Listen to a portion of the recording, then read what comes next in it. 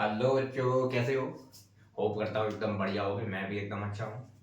ये lecture number 2 है vector series का। और इसमें बेसिकली हम लोग पिछले लेक्चर में कुछ प्रॉब्लम होने की वजह से वो मुझे बीच में ही कट करना पड़ा।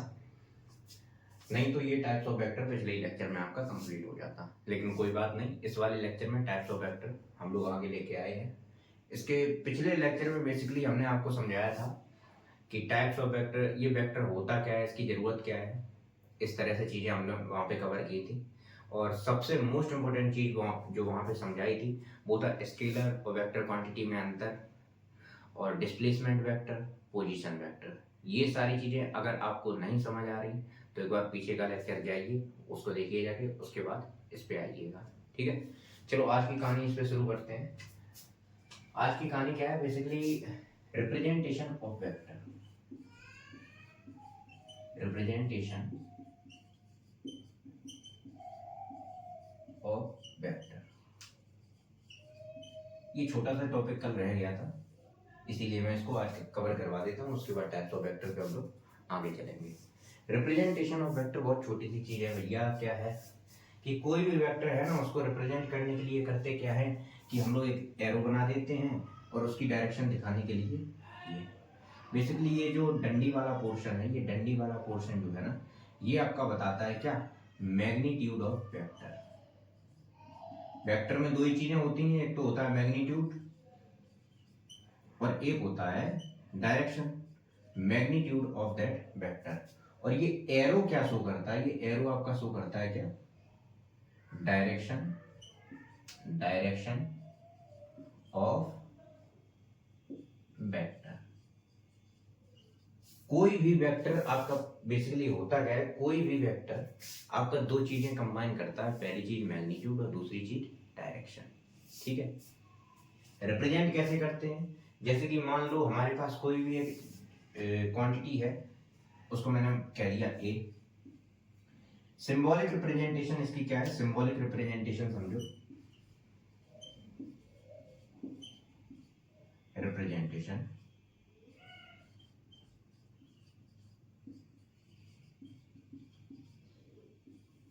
ये चीज समझ रहे कि एरो से कोई भी हमें अगर वेक्टर शो करना है तो एरो से शो कर देते हैं। जैसे कोई भी क्वांटिटी है मेरे पास ए,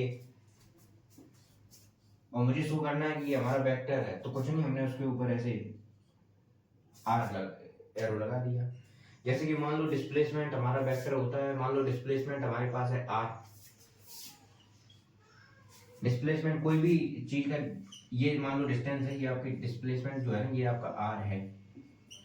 अब इसको मुझे शो करना है कि हमारी वेक्टर क्वांटिटी है, तो कुछ नहीं, उसके ऊपर मैंने ऐसे एक एरो लगा दिया। तो ये जो ऊपर एरो लगा देते हैं, यही बेसिकली आपका डिस्प्लेसमेंट वेक्टर को शो करता है कि ये आपकी वेक्टर क्वांटिटी है। समझ गए बात को? समझ गए? क्लियर है? सिंबॉलिक रिप्रेजेंटेशन समझा दी। और ये अब कोई भी वेक्टर आपका होता है वो करता क्या? अच्छा, ये चीज जो मैं लिखने वाला हूँ इसको ध्यान से समझिएगा। ये जो मैं लिखने वाला हूँ इसको आप थोड़ा ध्यान से रखिएगा, क्योंकि ये चीज आपकी बेसिक है एकदम। कोई भी वेक्टर होता है वो आपका बेसिकली, एक तो उसके पास मैग्नीट्यूड होता है। मैग्नीट्यूड को हम लोग ऐसे मॉड के अंदर बंद करके रिप्रेजेंट करते हैं। और दूसरी चीज उसके पास डायरेक्शन होती है। ये दोनों चीजें अभी मैं आगे समझाऊंगा, ये दोनों चीजें अभी मैं आगे समझाऊंगा, तब भी इसे नोट करके रख लो। एक उसके पास मैग्नीट्यूड होता है, कोई भी वेक्टर उसके पास होता है क्या? मैग्नीट्यूड। और एक उसके पास डायरेक्शन होता है। ये दोनों चीजें मैं फिर से कह रहा हूँ, मैं फिर से समझाऊंगा। ये बेसिकली इसको कहते हैं पोजीशन यूनिट वेक्टर। ये आपका मॉड्यूलस इसके अंदर लगा, यानी कि आपको मैग्नीट्यूड रिप्रेजेंट कर रहा है। ये होता है आपका यूनिट वेक्टर जो डायरेक्शन बताने के काम आता है। और इसी से आपका पूरा का पूरा वेक्टर बनता है। ठीक है, इसको नोट कर लो। कर लिया नोट? बिगाड़ दूं? ठीक है, इसको बिगाड़ दूं? ठीक है।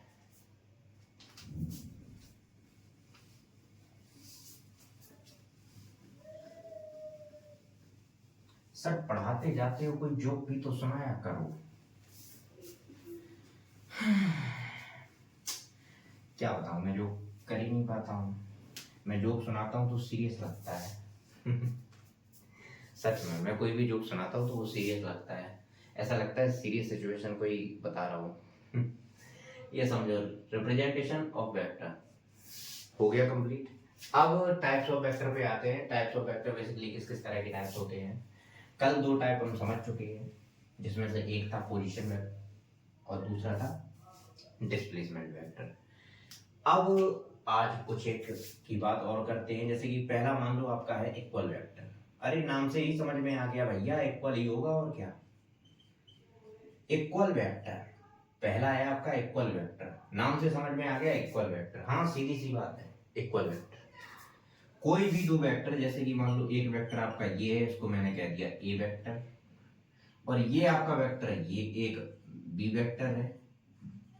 एक चीज ध्यान रखना, सेम मैग्नीट्यूड सेम डायरेक्शन, उन्हीं को कहते हैं इक्वल वेक्टर्स। किनको कहते हैं? जिनके पास सेम मैग्नीट्यूड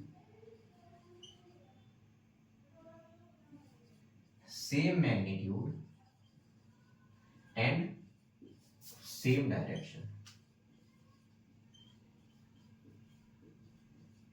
उन्हीं को कहते हैं इक्वल वेक्टर। ठीक, सेम मैग्नीट्यूड और same direction.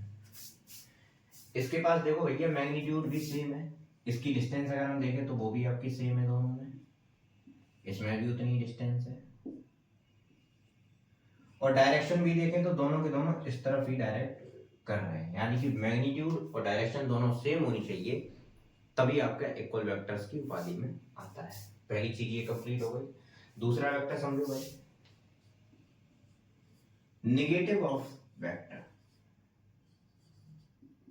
Negative of vector, इसे नेगेटिव वेक्टर भी कहते हैं, जो भी कहना चाहो वो कह लो, negative of any vector.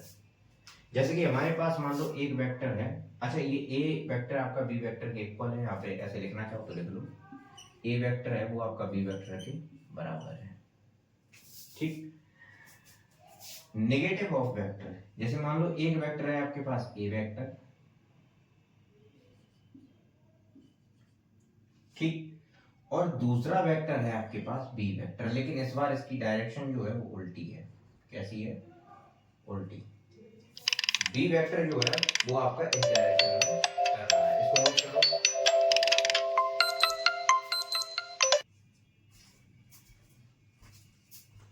A vector B vector, इसकी क्वालिटी क्या होती है कि भैया मैग्नीट्यूड सेम होता है, magnitude same but direction opposite. ठीक, मैग्नीट्यूड तो दोनों का सेम होगा लेकिन डायरेक्शन जस्ट अपोजिट होगी। ठीक है, इसी को कहते हैं नेगेटिव ऑफ वेक्टर। जैसे कि मान लो ये वाली आपकी प्लस डायरेक्शन, 9th और 10th क्लास में भी एक चीज देखी होगी कि अगर प्लस एक्स एक्सिस की तरफ जा रहे तो प्लस डायरेक्शन, और उसकी अपोजिट डायरेक्शन में जा रहे तो उसे माइनस कह देते थे। माइनस ये क्यों होता है, ये विद एग्जांपल जब आपको वेक्टर एडिशन लॉ समझाऊंगा तो अपने आप सारी चीजें क्लियर हो जाएंगी, टेंशन नहीं लेने का। बेसिकली इनके बीच में 180 डिग्री का एंगल होता है, बहुत से फंडे होते हैं, सारी चीजें क्लियर हो जाएंगी। तो नेगेटिव ऑफ वेक्टर यहाँ पे है क्या कि बेसिकली आपका ए वेक्टर किसके बराबर है? माइनस ऑफ बी वेक्टर के। ये आपका बी वेक्टर है, जैसे ये आपका बी वेक्टर है, एक चीज और देखो जरा, ये आपका ए बी वेक्टर है, समझो समझो समझो, ये बी वेक्टर है। मैंने क्या किया, मैंने इसकी डायरेक्शन इधर कर दी, जस्ट इधर पे मैंने इसको पलट के ऐसे तीर को उठाया, मैंने ऐसे तीर को उठा के ऐसे ऐसे रख दिया, तो ये तुरंत ही आपका माइनस बी वेक्टर हो जाएगा। यानी कि अगर मैं इसकी भी डायरेक्शन चेंज करूंगा, इसकी डायरेक्शन इधर की तरफ है, अगर मैं इसकी तरफ डायरेक्शन इधर की तरफ करूंगा तो ये माइनस ए वेक्टर हो जाएगा। समझे? जैसे कि मान लो ये वेक्टर आपका ये इधर की तरफ ए वेक्टर है, दिख रहा है? इधर की तरफ ये आपका ए वेक्टर है, ठीक, ये आपका ए वेक्टर है। मैंने इसको उठा के इसको बिगाड़ के ऐसे इधर की तरफ डायरेक्शन करवा दिया, यानी कि मैग्नीट्यूड सेम रहा, बस डायरेक्शन इधर कर दिया, तो ये तुरंत ही आपका माइनस ए वेक्टर हो जाएगा। यानी कि डायरेक्शन जैसे ही पलटूंगा वैसे ही आपका तुरंत क्या हो जाएगा? माइनस ए वेक्टर। तो वो करता हूँ, आपको ये चीज समझ में आ गई होगी कि नेगेटिव ऑफ वेक्टर कहते किसे है। डायरेक्शन को बदल दो, वही आपका नेगेटिव ऑफ वेक्टर हो जाएगा। ठीक है, इसको नोट कर लो, आगे बढ़ते हैं फिर।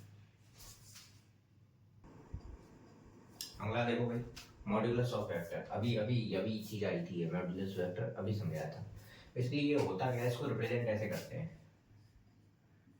ए वेक्टर, ये आपका वेक्टर है, ये आपका वेक्टर है, इसके अगल बगल में मैंने मॉड लगा दिया। मॉड मतलब समझते हो, वही क्वांटिटी जो सबको पॉजिटिव कर देती है। अगल बगल में मैंने मॉड लगा दिया, इसी को कहते हैं modulus of vector. Modulus of vector को ऐसे ही रिप्रेजेंट किया जाता है, या फिर हम लोग इसको सिंपली ए वेक्टर वेक्टर ना लगा के सिंपली ऐसे लिख देते हैं। ये रिप्रेजेंट क्या करता है, ये रिप्रेजेंट, इट रिप्रेजेंट्स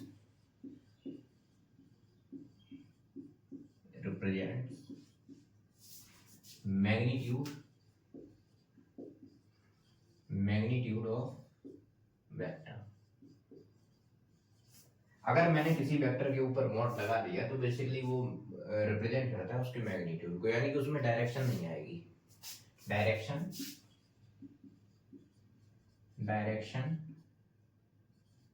नहीं आएगी, ठीक है, इस बात को ध्यान रखना। मॉड लगा दिया, इसका मतलब वो सिर्फ और सिर्फ मैग्नीट्यूड बताएगा, डायरेक्शन को उससे कोई मतलब नहीं, ठीक। मॉड्यूलस ऑफ वेक्टर यही होता है। अब आपका सबसे इंपॉर्टेंट इनमें से जो मैंने बताया, इनमें से सबसे इंपॉर्टेंट आपका आता है यूनिट वेक्टर। काफी अच्छे सवाल बनते हैं इस पे, करवाएंगे भी इनको, टेंशन नहीं लेने का। यूनिट वेक्टर, ठीक, यूनिट वेक्टर। तो भाई चलो ठीक है, यूनिट वेक्टर समझो। यूनिट वेक्टर का क्या सीन है कि यूनिट वेक्टर आपका it tells us about the direction. सबसे पहले इसका मैग्नीट्यूड है, इट्स मैग्नीट्यूड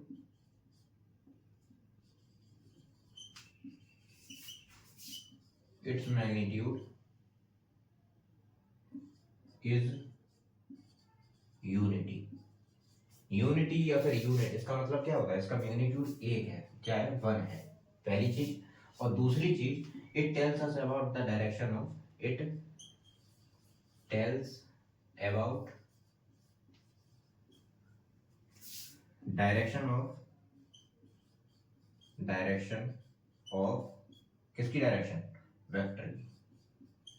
बात को समझ रहे हो, यानी कि ये आपका पहली चीज तो इसका जो मैग्नीट्यूड है वो आपका 1 होता है, और दूसरी चीज ये डायरेक्शन के बारे में सिर्फ इंफॉर्मेशन देता है।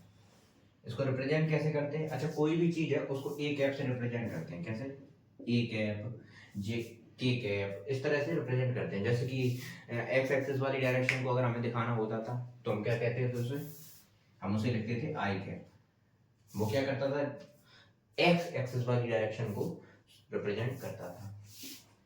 मैंने लिख दिया वाई कैप, तो ये क्या करता था आपका, यानी कि जे कैप, ये क्या आपका लिखता था वाई एक्सिस वाली डायरेक्शन को, और फिर मैंने लिख दिया के कैप, ये किसे रिप्रेजेंट करता था, जेड एक्सिस वाली डायरेक्शन को, है ना। इसका मैग्नीट्यूड अगर इसके हम ऐसे हम 1 ऐसे लगा दें, ये आपका एक वेक्टर है, और इस पे अगर मैं ऐसे मॉड लगा दूं तो ये 1 निकल के आएगा, यानी कि ये जो अगर मैंने इसकी डायरेक्शन हटा दी तो इसका मॉड जो है वो 1 निकल के आएगा। और ये इंपॉर्टेंट प्रॉपर्टी है, mod of unit vector is always 1, हमेशा मैग्नीट्यूड 1 निकाल के देता है, ध्यान रखना है इस बात को, ठीक है। कोई भी वेक्टर, अब जो मैंने पहले समझाया था, मैंने कहा था अभी फिर से एक बार और समझाऊंगा, वो जो है ना, ए वेक्टर इज इक्वल टू, कोई भी वेक्टर कैसे रिप्रेजेंट किया जाता है, उसके अंदर क्या क्या होता है। एक तो उसके अंदर होता है मैग्नीट्यूड, और मैग्नीट्यूड को हम कैसे रिप्रेजेंट करते हैं, मॉड लगा के। और दूसरी चीज उसके अंदर क्या होती है, ए कैप, यानी कि टोपी, यानी कि डायरेक्शन।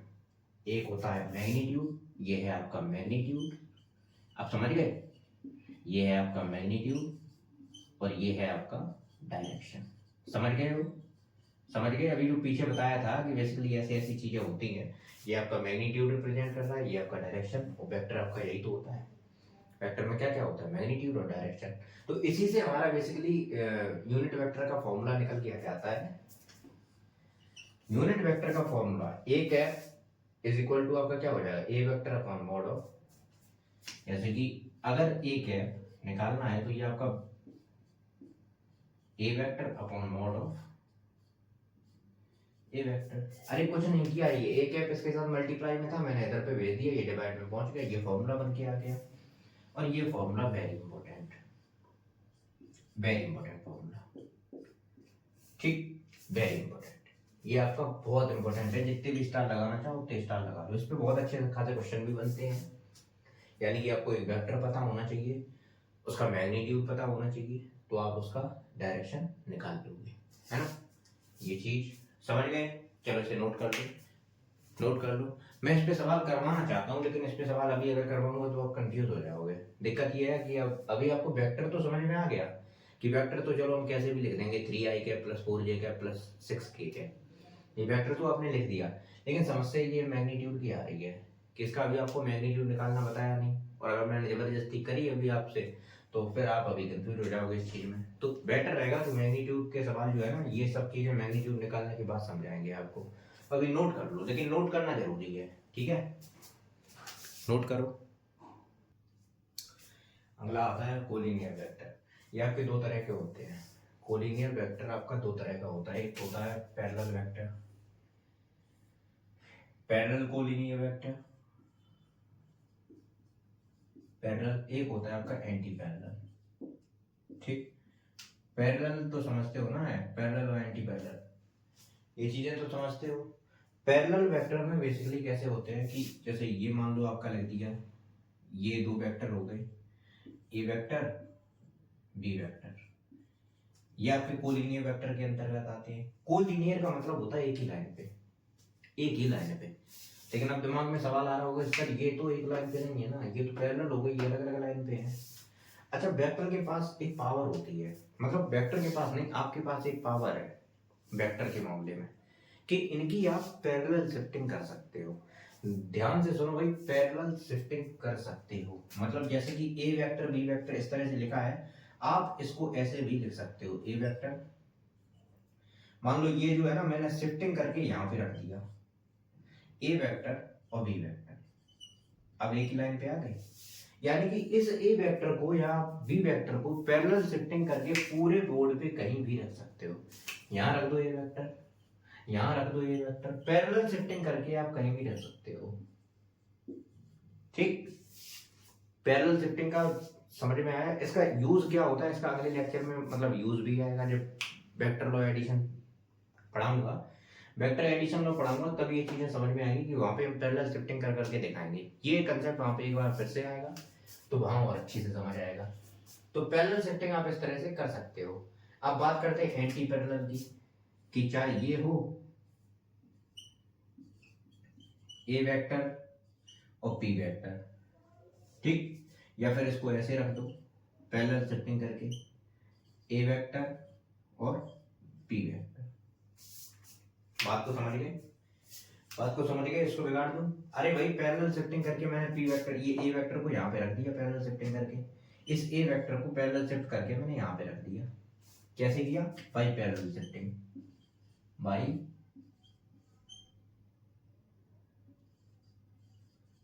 Parallel shifting. ये पैरेलल शिफ्टिंग का कंसेप्ट आपको फिर से दिखाई देगा जब वेक्टर एडिशन में पढ़ाऊंगा तब, ठीक है, ठीक है, टेंशन नहीं लेने का, बिल्कुल भी टेंशन नहीं लेने का। कोलिनियर समझ आया। अब कोलिनियर के बाद आता है आपका कोइनिशियल, या फिर कोप्लेनर कर दो भाई, कोइनिशियल जो भी करना चाहो। कोप्लेनर पहले समझ लो, कोप्लेनर, कोप्लेनर का मतलब होता है एक ही प्लेन पे, एक ही प्लेन पर, मतलब आप कितने भी वेक्टर बना लो सारे के सारे एक ही प्लेन पे होने चाहिए, एक ये वेक्टर, एक ये वेक्टर, या फिर कैसे भी आप वेक्टर बना लो, ए vector, B vector, C vector और डी वेक्टर, कितने भी वेक्टर बना लो, ये आपको दिख रहा है, ये आपको दिख रहा है, हाँ दिख रहा है, A vector B vector C vector D vector, कितने ही वेक्टर बना लो बस एक ही प्लेन पे, यानी कि ये आपका एक ही प्लेन है। जहां पे मैंने कहा कि अब इस मार्कर को देखो, ये मैंने एक और वेक्टर बना दिया, ये इस प्लेन के बाहर चला गया, ये यानी कि जो मार्कर वाला वेक्टर है ये आपको दिख रहा है, ये वाला वेक्टर आपको दिख रहा है, ये जो बाहर की तरफ आ रहा है, मैंने यहाँ पे मार्कर पे तीर लगा दिए इस तरह से दो, तो ये आपका बेसिकली एक ई वेक्टर। और मान लो जो ई वेक्टर है ये आपका प्लेन के बाहर जा रहा है, यानी कि ये आपका मान लो एक्स वाई प्लेन है, ये ई वेक्टर जो है आपका जेड प्लेन पे आ रहा है, यानी कि ये कोप्लेनर में नहीं आएगा, लेकिन ये सारे के सारे आपके कोप्लेनर के अंतर्गत आ जाएंगे। बात को समझ गए? समझ गए बात को? इसी तरह से कोइनिशियल समझ लो, कोइनिशियल, कोइनिशियल वेक्टर कौन सा है? 7th कोइनिशियल vector. ये होते क्या है बेसिकली? एक ही पॉइंट से स्टार्ट होने वाले, एक ही पॉइंट से स्टार्ट होने वाले,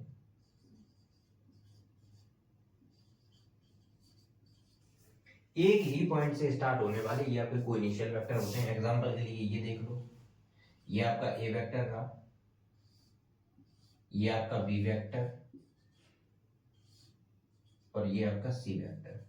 सारे के सारे वेक्टर आपके एक ही पॉइंट से स्टार्ट हो रहे हैं, इसीलिए इनको कहेंगे कोइनिशियल वेक्टर। ठीक है, सारे के सारे पॉइंट आपके एक ही पॉइंट से। नोट कर लो इसे, फिर बिगाड़ देता हूं। अगला समझो भाई, ये कौन सा नंबर का है? 8 ही है ना? जीरो वेक्टर, ये भी कोई वेक्टर है? हाँ बिल्कुल ये वेक्टर है। जीरो वेक्टर क्या है भाई? इसे कह सकते हैं या फिर जीरो वेक्टर और नल वेक्टर।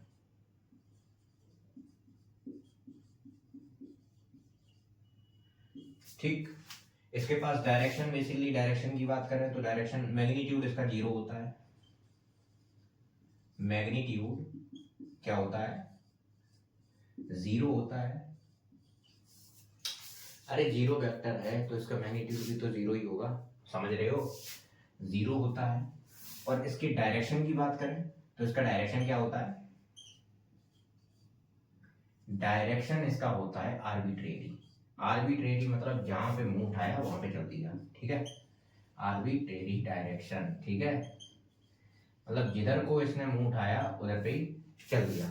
जैसे मैं यहाँ पे खड़ा हुआ हूँ इधर पे, ठीक, अब मुझे डिसाइड करना है किधर पे जाना है। मैं अभी कहीं भाग नहीं रहा हूँ, मैं कहीं भी नहीं जा रहा हूँ, बस सोच रहा हूँ मुझे किधर जाना है। मेरी अभी डायरेक्शन आर्बिट्रेरी है, मैं इधर भी जा सकता हूँ, इधर भी जा सकता हूँ, आपके तरफ भी जा सकता हूँ। समझ रहे हो? समझ रहे हो? तो यानी कि डायरेक्शन आपकी आर्बिट्रेरी होती है, जीरो वेक्टर जिसका मैग्नीट्यूड जीरो होता है। ठीक, समझ गए? इसकी कुछ एक प्रॉपर्टीज है, वो समझना थोड़ा जरूरी है। ठीक, प्रॉपर्टीज क्या है? बहुत इजी सी प्रॉपर्टीज है, ऐसी कोई खास प्रॉपर्टीज नहीं। वही चीज है कि जीरो कहता है कि अगर हमारे साथ आओगे ना, हमसे भिड़ोगे तो हम बर्बाद कर देंगे। ठीक है, तो पहली प्रॉपर्टी तो जीरो वेक्टर प्लस ए वेक्टर कुछ नहीं निकाल के देगा भाई। जीरो को किसी के साथ ऐड करो, वो आपका जीरो ही निकल जाए, ए जो है वही निकल जाएगा। जैसे जीरो वेक्टर प्लस दो को, जीरो प्लस दो को मैंने ऐड किया तो दो ही निकल आएगा ना। तो पहली प्रॉपर्टी तो ये आपकी हो गई। दूसरी प्रॉपर्टी इसकी क्या कहती है कि हमसे भिड़ोगे तो हम बर्बाद कर देंगे। तो जीरो वेक्टर इनटू इसका कर दिया मैंने ए वेक्टर। ठीक, किसी भी वेक्टर को अगर मैंने जीरो वेक्टर के साथ मल्टीप्लाई किया तो वो क्या करता है? बर्बाद करके जीरो वेक्टर ही लास्ट में मिलता है। ठीक है, यानी कि आर्बिट्रेरी डायरेक्शन और जीरो मैग्नीट्यूड, ठीक, बर्बाद कर देता है। अब थर्ड पॉइंट, थर्ड प्रॉपर्टी इसकी दिखाई देती है। थर्ड प्रॉपर्टी में आता है बेसिकली कि जीरो, अगर मैंने किसी भी रियल नंबर को जीरो वेक्टर के साथ मल्टीप्लाई कर दिया तब भी रिजल्ट वही आएगा, जीरो वेक्टर निकल गया जाएगा। तो ये इसकी तीन प्रॉपर्टी हैं, थोड़ी सी इंपॉर्टेंट हो जाती हैं क्योंकि यहाँ की न्यूमेरिकल करते हैं तो इनका थोड़ा सा यूज आता है। बेसिक सी बातें हैं जो आपके न्यूमेरिकल को अच्छा बनाती हैं। आखिरी टॉपिक क्या है कि multiplication of vector with real number. कोई खास नहीं है लेकिन थोड़ा सा समझ लो भाई, बेसिक लेक्चर है तो बेसिक ही बात है, चलेगी। Multiplication of vector, multiplication